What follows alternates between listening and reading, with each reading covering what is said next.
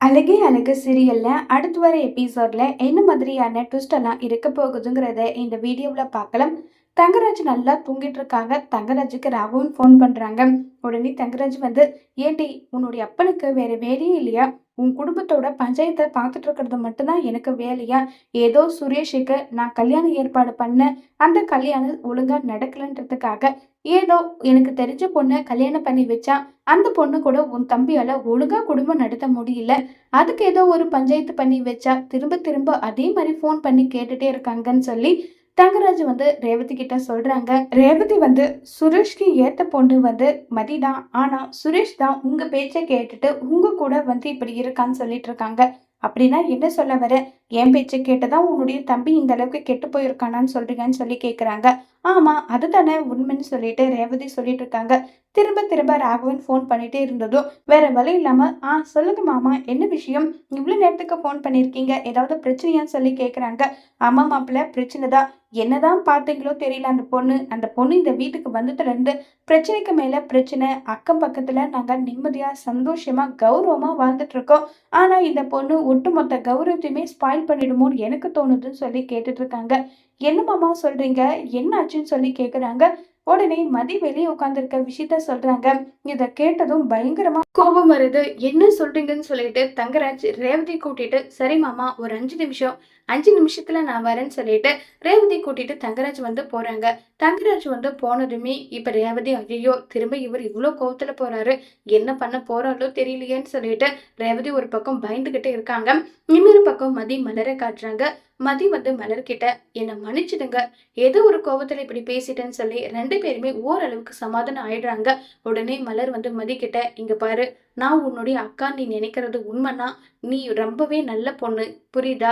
நீ வந்து தேவையில்லாத இந்த பிரச்சனைக்கு எதுக்கு பிரச்சனையை பெருசாக்குற? நீ கஷ்டப்படுறது இல்லாம அப்பா அம்மாவையும் சேர்த்து கஷ்டப்படுற. இந்த வீட்டுல இப்படிதான் உடனே எல்லாம் இவங்களெல்லாம் மாத்திட முடியாத மதி. நான் சொல்றதுக்காக ஏதோ வயசுல பெரியவங்கன்ற ஒரு ரீசனுக்காக அவங்க கிட்ட மன்னிப்பு எனக்காக கேளு. இனி எக்காரணத்து கொண்டோ இப்படி ஒரு பிரச்சனை வராம நான் பாத்துக்கிறேன், எனக்காக மன்னிப்பு கேளுன்னு சொல்லி மலர் சொன்னதும், சரி உங்களுக்காக ஒரே ஒரு முறை மன்னிப்பு கேட்கிறேன், ஆனா இது கூட என்னுடைய விருப்பத்துக்காக கிடையாது. ஆனா உங்க மச்சினர் பண்ணது மட்டும் சரியா? அவர் வந்து என்ன கழுத்தை பிடிச்சி வெளியே தள்ளினாரே, அது சரியான்னு சொல்லி கேக்குறாங்க. ஏதோ ஒர்க் ப்ரெஷர்ல சுரேஷ் இப்படி பண்ணிட்டான், சுரேஷ் பண்ணதெல்லாம் நான் சரின்னு சொல்ல மாட்டேன். புருஷன் பொண்டாட்டி பிரச்சனையை நீங்க 2 பேரும் தீர்த்துக்கோங்க.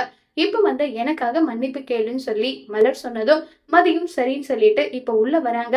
என்ன, மகாராணியே கிரீடத்தை கீழே இறக்கி வச்சுட்டு வந்துட்டாளான்னு சொல்லிட்டு லக்ஷ்மி கேக்குறாங்க. உடனே பாக்கியராஜ் வந்து, அம்மா, இருக்கிற பிரச்சனைய திரும்ப திரும்ப ஏமா பெருசாக்குற? இப்ப மலர் ஏதோ ஒண்ணு பேசி மதிய சமாதானம் பண்ணி கூட்டிட்டு வந்திருக்கால, கொஞ்சம் பொறுமையா தான் இருங்களேன்னு சொல்லிட்டு லக்ஷ்மி கிட்ட சொன்னதும் பாக்கியராஜ், என்னடா உனக்கும் என் மேல பயம் இல்லாம போயிடுச்சே, எவ்வளவு தைரியம் இருந்தா என்ன எதிர்த்து பேசுவேன்னு சொல்லி பாக்கியராஜ் வந்து சொல்றாங்க. மா, இருக்கிற பிரச்சனையை பெருசாக்க வேண்டாம் தான் நான் சொன்னேன். உங்க பேச்ச மீறி எல்லாம் நான் எதுவுமே செய்யல, புரியுதா? இது ஒரு சின்ன பிரச்சனை. நீங்களும் வாய் விடாம இருந்திருந்தா மதி இப்படி பேசியிருக்க மாட்டான். நீங்க பேசின பேச்சுக்கு தான் மதி பதிலடி கொடுத்திருக்கா. அது உண்மைதானன்னு சொன்னதும் உடனே ராகவன் வந்து, என்னடா சொல்ற? ஆமா, நடந்த விஷயம் எல்லாமே நான் கேள்விப்பட்டேன். மதி மேல எந்த தப்பும் கிடையாது. அம்மா தான் வந்து ஓவரா பேசியிருக்காங்க.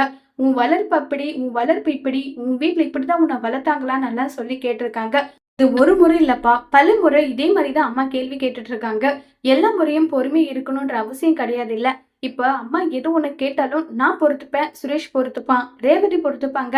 ஏன்னா அம்மா கேக்குறாங்கன்னு சொல்லிட்டு அவ வீட்டுக்கு வந்த மருமக இந்த விஷயத்தை எல்லாம் பொறுத்துக்கணுமா சொல்லுங்கன்னு சொல்லி பாக்கியராஜ் சொன்னதும், முதல் முறையா பாக்கியராஜ் சொன்னதை ராகவன் பொறுமையா கேட்டுட்டு, என்ன லக்ஷ்மி, பாக்கியராஜ் சொல்றது எல்லாமே உண்மையான்றாங்க. இல்லைங்க, அது வந்துன்னு சொல்றாங்க. லக்ஷ்மி, என்கிட்ட நீ போய் சொல்ல மாட்ட, ஒழுங்கா என்ன நடந்ததுன்னு சொல்லு, ஒரு விஷயம் இல்லாம சொல்றேன்னு சொல்லிட்டு லக்ஷ்மி மிரட்டினதும் உடனே வேற வழி இல்லாம லக்ஷ்மி நடந்த விஷயம் எல்லாமே சொல்றாங்க. லக்ஷ்மி மேலதான் ஏகப்பட்ட தப்பு இருக்கு. இத பார்த்ததும் ராகவனுக்கு இன்னும் பயங்கர கோவம் வருது. ஏன் லக்ஷ்மி, ஏன் இப்படி பண்ணிட்டு இருக்க? இங்க பார் மருமக, உனக்கு கீழே இருக்கணும்னு நினைக்கிறது சரிதான், அதுக்கேத்த மாதிரி நீ நடந்துக்கணும். எல்லாருமே மலர் மாதிரி இருப்பாங்கன்னு நினைக்க கூடாது. உன்னால பாரு, தேவையில்லாத பிரச்சனை, தேவையில்லாத அசிங்கம், தேவையில்லாத அவமானம், இதெல்லாம் தேவையான்னு சொல்லி ராகவன் கேக்குறாங்க.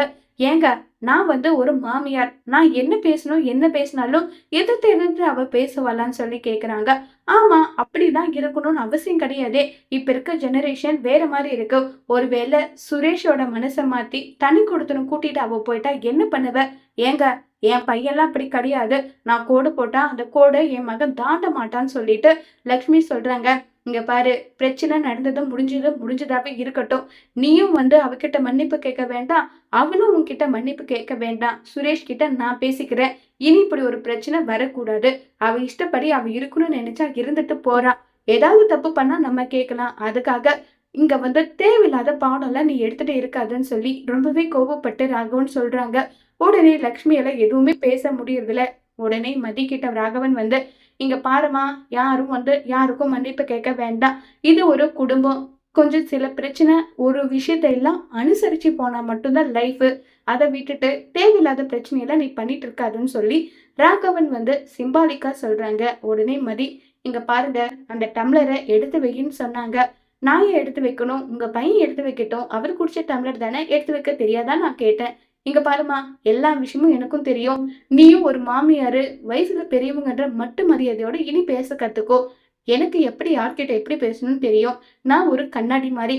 என்கிட்ட அவங்க எப்படி நடந்துக்கிறாங்களோ அதை பார்த்துதான் என்னால நடந்துக்க முடியும்னு சொல்லி மதி சொல்லிட்டு உள்ள போயிடுறாங்க. லக்ஷ்மி பாத்தீங்களாங்க, பாத்தீங்களா எப்படி பேசுறான்னு பாத்தீங்களான்றாங்க.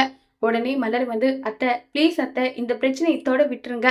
மலர்கிட்ட எந்த வேலை சொல்றதுனாலும் நீ சொல்லிக்கோன்னு சொல்லிட்டு ராகவன் சொல்லிடுறாங்க. அப்ப இந்த வீட்டு மருமக மலர் மட்டும்தானா, மதி கிடையாதா? அவளை கொஞ்சம் விட்டு பிடிப்போம். எதுக்காக இப்படி பண்ணிட்டு இருக்கேன்னு சொல்லிட்டு ராகவன் சொல்றாங்க. கடைசியில லக்ஷ்மி மேல பழி போயிடுச்சு. லக்ஷ்மி என்ன பிளான் பண்ணாங்களோ அது நடக்காமையே போயிடுச்சு. எப்படினாலும் மதிய மன்னிப்பு கேட்க வைக்கலான்ற அளவுக்கு லக்ஷ்மி பிளான் போட்டாங்க.